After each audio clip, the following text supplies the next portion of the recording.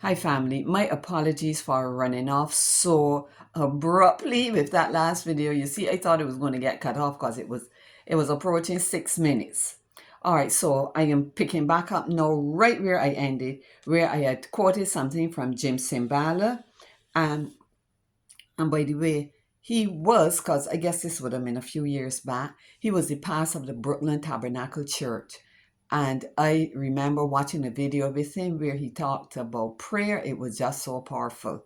Yes, so I quoted what he said. Should I run over that quickly again? Where he said, no matter how low you get, no matter what collapses around you, no matter who rejects you or slanders you, God is able to encourage you, will help you get through, He will strengthen you, etc., etc.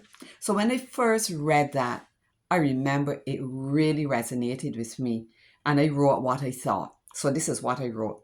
Jim Simbala must know what, Pastor Simbala must know about what he speaks, that deep, intimate, and psychological working of the Holy Spirit in the subterraneous caverns of the soul. Truly amazing.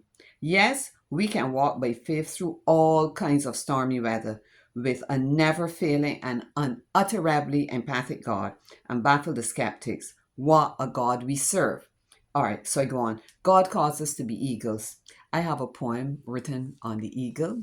I must, if I remember, I'll try and read it. But most of us have a pack mentality. We must have our group and our clique. We are more comfortable with four around us all the time.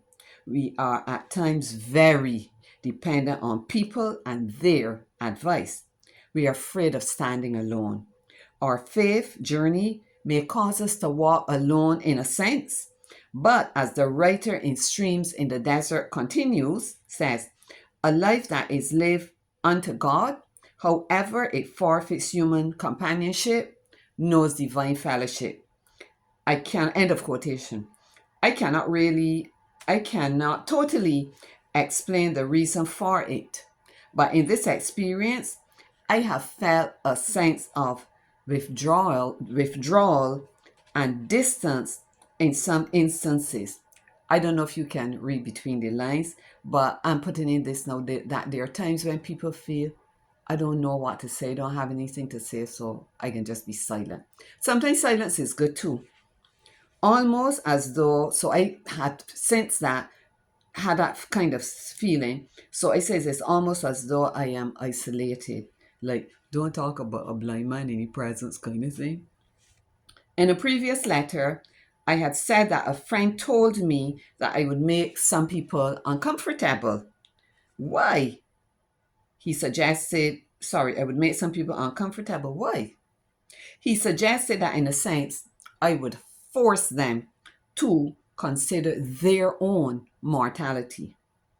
To learn to walk with God, to learn to walk with God alone in unprecedented fashion means that in some ways, our relationships with others may go through a change for better or worse. The writer continues with the following comment: God seeks eagle men, and I dare say women.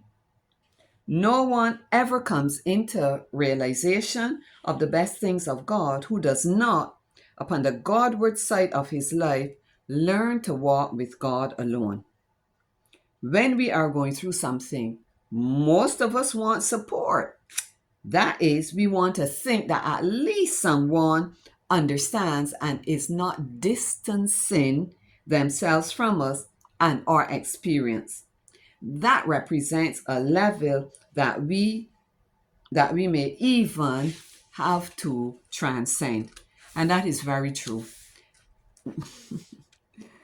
Um, I'm trying to turn the page. That is why there's a moment of silence here. All right, yes. So, and the time galloping, we have about less than a minute. Some friends may follow you on a faith journey to a certain point, and then they can go no further. When I shared the information in the letter The Tempest, I've reflected that it could have had a negative impact on some. It would seem inconsistent with a victorious walk. That is, only when we look at the circumstances and will want to give God a time frame in which to operate. my former mentor and the school teacher, Mrs. Ruby St. John, was one individual who responded positively to my intended rhetorical question, and she said, "Yes, I am ready to cross the Red Sea with you." All right, I'm not going to try to scramble to take another 30 seconds. I'm going to stop here. But I want you to come back. Sometimes we think that a person's experience has nothing to do with us. Sometimes when they share it with us, it may not be our teachable moment, but then time may pass, a year pass, years pass, and then we come into an experience where we become very teachable. That's all very true. All right, come back with me. I look forward to seeing you. Bye-bye.